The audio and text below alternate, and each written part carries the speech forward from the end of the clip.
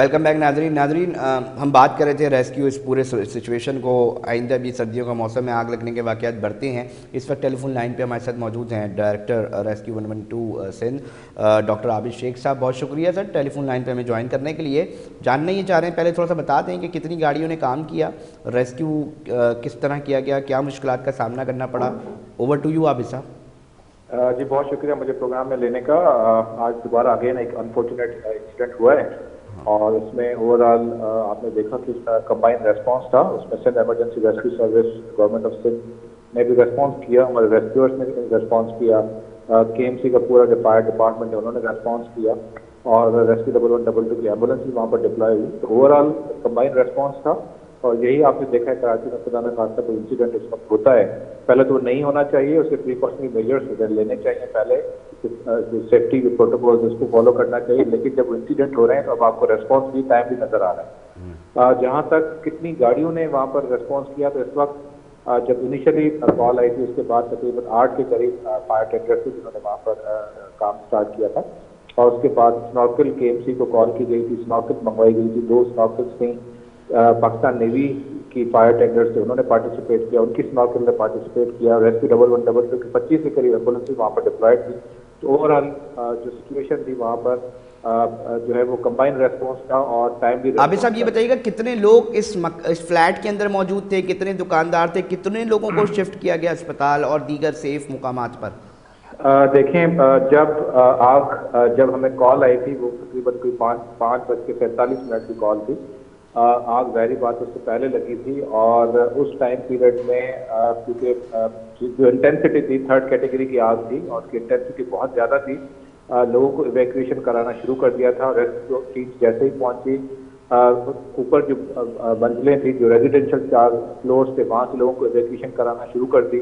तो ऑलमोस्ट क्योंकि अगर मुझसे नंबर मांगेंगे तो वो क्योंकि इंफॉर्मेशन गैदर हो रही है क्योंकि काफ़ी प्लेट्स थे वहाँ पर, तो तकरीबन जो 250 से 300 बल्कि से ज्यादा लोग थे जिनको वहां से इवैक्यूएशन करा गया क्योंकि 2 फ्लोर्स पे कमर्शियल शॉप्स थी जहां पर लोग थे, शाम का टाइम था। आबिद साहब ये भी बताइएगा कि हंगामी सूरत हाल से या ऐसे वाकयात से निकलने के लिए फायर एग्जिट इस इमारत में मौजूद था?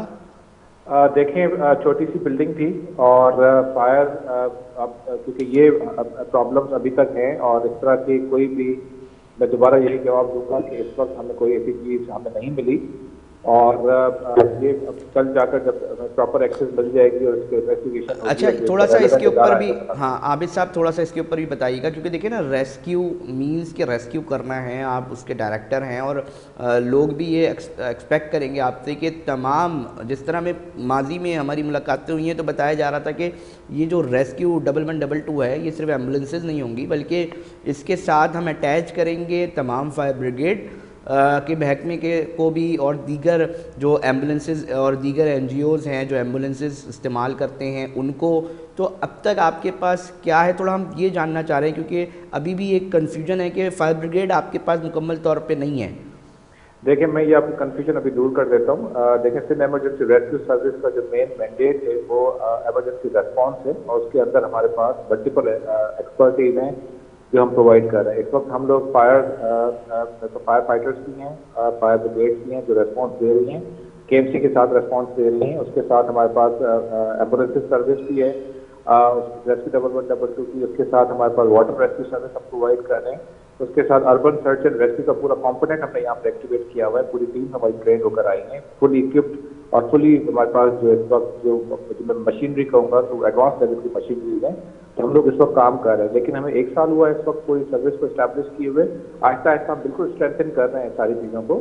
और अगर आपको याद हो कि अगस्त में जो लास्ट सेशन था उसमें एक बिल भी पास हुआ था emergency rescue act, service act 2023 का, उसकी इम्प्लीमेंटेशन अभी हम लोग कोशिश कर रहे हैं उसकी जल्दी से इम्प्लीमेंटेशन भी हो जाए, सर्विस को भी नोटिफाई करें और प्रॉपरली, क्योंकि इस वक्त हमें गवर्नमेंट की बहुत ज़्यादा सपोर्ट है। और देखें बात यह है कि रेस्क्यू जो सर्विस है वो एक कंबाइंड रेस्पॉन्स और इमरजेंसी रेस्पॉन्स है। हम कोशिश पूरी कर रहे हैं कि इस वक्त इस तरह का जो इंसिडेंट होता है कि उससे जो लीड ले वो गवर्नमेंट ऑफ सिंध है, यानी गवर्नमेंट ऑफ सिंध का जो इदारा है इमरजेंसी सर्विसेज वही लीड पे है। और इसी वजह से आपने देखा है कि इस वक्त जो 2 इंसिडेंट हमारे बैक टू बैक हुए हैं اس میں آپ نے ریسپانس بھی دیکھ لیا, اور کوشش کریں کہ وہاں پر میس نہ ہو, اور لیڈنگ ایجنسی ایک ہی ہو, اور اس کے ساتھ جو باقی جو ادارے کام کریں, چاہے وہ چیریٹیبل آرگنائزیشن ہے یا کوئی اور ادارہ کام کرے, وہ انڈر ون لیڈ کام کریں.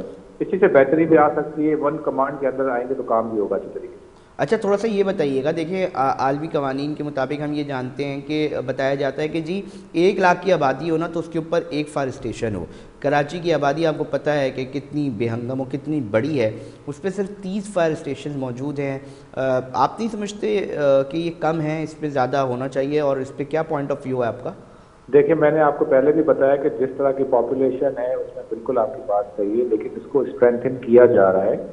اور اس وقت کیونکہ جو میں نے آپ کو بتایا نا, جو ریسپانس ٹائم اس وقت ایمبولینس سروس کا, اگر میں ریسپانس ٹائم اگر آپ کو بتاؤں وہ ہے 8 سے 12 منٹ کا. اور اگر ہم فائر بریگیڈ کی بات کریں جو نیئر بائی اسٹیشن, کیونکہ انٹیگریٹڈ سسٹم ہے ہمارا پورا, تو جو نیئر بائی اسٹیشن ہوتا ہے وہیں سے ان کو انگیج کیا جاتا ہے. تو اس وقت جو فائر کا بھی اگر آپ ریسپانس ٹائم دیکھیں تو وہ کہیں 15 منٹ کا ہے, کہیں 10 منٹ کا ہے, کہیں 20 منٹ کا ہے. اب ریسپانس ٹائم کیونکہ ظاہری بات ہے کال اتفاق, جب ظاہری بات اب تو لوگوں کو یہ بھی اویئرنیس آ گئی ہے کہ کوئی بھی انسیڈنٹ ہوتا ہے 1112 پہ کال کریں. تو جب کال آتی ہے اس انسیڈنٹ بہت دیر کے بعد آتی ہے, کیونکہ کہیں یہ کہا جاتا ہے کہ اس وقت جو ہے ٹیم لیٹ پہنچی, لیکن یہ نہیں دیکھا جاتا کہ کال کس وقت آئی. ہمارے پاس 2 میڈیمز ہوتے ہیں انفارمیشن کے, ایک ہم ظاہری بات ڈائریکٹلی ہمیں کال آ رہی ہوتی ہے, دوسرا ہم میڈیا کو یوز کر رہے ہوتے ہیں. اگر وہاں سے ہمیں کوئی انفارمیشن مل جاتی ہے فوراً سے ٹیم ڈسپیچ کی جاتی ہے. تو سسٹم کو اسٹرینتھن کیا جا رہا ہے, ٹریننگ پروگرام بھی چل رہے ہیں, اویئرنیس پروگرام. بس عابد صاحب میں سمجھ رہا ہوں آپ کا موقف تقریباً آ گیا, مجھے لاسٹ کامنٹ میں بتائیے گا اب تک ابھی کیا سچویشن ہے اس وقت تازہ ترین؟ دیکھیں کولنگ کا پروسیس اس وقت چل رہا ہے, آگ سے کمپلیٹلی قابو پا لیا گیا ہے. اس وقت کولنگ کا پروسیس چل رہا ہے, وہ بھی کچھ دیر میں کمپلیٹ ہو جائے گا. سرچ آپریشن ساتھ ساتھ چل رہا ہے, وہ بھی انشاءاللہ ہم کمپلیٹ کر لیں گے. جیسے ہی یہ کمپلیٹ ہو جائے گا پروسیس انشاءاللہ آپ کے ساتھ اپڈیٹ شیئر کر لی جائے گی. بہت شکریہ عابد شیخ صاحب, ہمیں تفصیلات سے ہمیں پورا موقف دینے کے لیے کہ اس وقت کیا تازہ ترین صورتحال ہے. کوشش کر رہے تھے کہ کچھ چیزوں کو ڈسکس کریں, مگر بہت سارے مسائل ہیں, اور کوشش کر رہے ہیں ہم کہ اپنے پروگرام کے ذریعے اس شہر کے لوگوں کا مقدمہ لڑ سکیں, وہ بات اعلیٰ حکام تک پہنچا سکیں, وہ ایشوز اٹھا سکیں جو براہ راست ایک عوام سے تعلق رکھتے ہیں, شہر کے لوگوں سے تعلق رکھتے ہیں, ان کی پریشانیوں سے وابستہ ہیں وہ چیزیں. اور کوشش یہی ہوتی ہے کراچی پروگرام کراچی ٹوڈے کی ٹیم کی بھی اور آپ کے میزبان علی رضا کی بھی. مگر اب پروگرام کا جو وقت ہے وہ اختتام کی طرف پہنچ چکا ہے ناظرین, اور ہم یہی کہیں گے کہ اپنا بہت خیال رکھیے گا. جب تک ہم دوسری چیزوں کے اوپر بھی آئیں گے, دوسرے ایشوز کے اوپر بھی اٹھائیں گے اور آواز بنیں گے اس شہر کی, جب تک اپنا بہت خیال رکھیے گا. اللہ نگہبان.